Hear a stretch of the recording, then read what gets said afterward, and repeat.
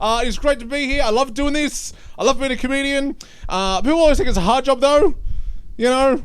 Like, I tell people I do stand-up. People are always like, oh, stand-up. Got to be the toughest job. Well, not really.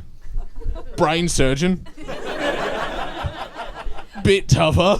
Why would we indeed expect for being a stand-up comedian to be a particularly difficult job? There's a lot involved in it. You have to come up with jokes. You have to have enough courage to stand up on stage and have the possibility of people laughing at you in the wrong way, not laughing when you want them to, heckling you. It seems as if there's a number of ways that things could go wrong for the comedian, and those are connected with the task of comedy.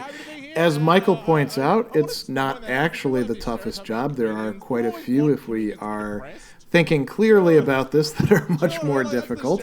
And he's going to make a really interesting contrast between some of them with comedy. So he talks about how it's not only okay, but almost expected for comedians to be depressed or, as he puts it, tortured. So what is it about comedy that promotes this point of view, which probably isn't one, I imagine, held by comedians universally, but seems to be one that has captured a lot of ground in our popular culture and our thinking about comedians? Is there anything intrinsically connected with telling jokes, with honing jokes, with meeting an audience where their needs are in terms of a laugh, that would be furthered by somebody being tortured, by being depressed, by having other, we might say, emotional or affective or even cognitive issues like getting angry all the time?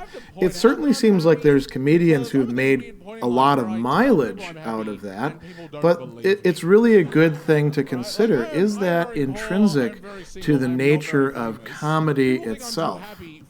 Notice, too, that when it comes to many other jobs, we don't want that sort of thing to be the case. We say, about the airline pilot, oh, you're depressed? Maybe you ought to sit this one out. And I think we could say that about almost every other field. We don't necessarily want somebody to be in a negative emotional state in order for them to do a good job at it. There could be some exceptions. Perhaps we think that, in gladiatorial sports, that if a person gets angry, that they're better off, although that's not really borne out by looking at performance. So this is something to consider. Is there anything about comedy itself that would make it an advantage to feel bad?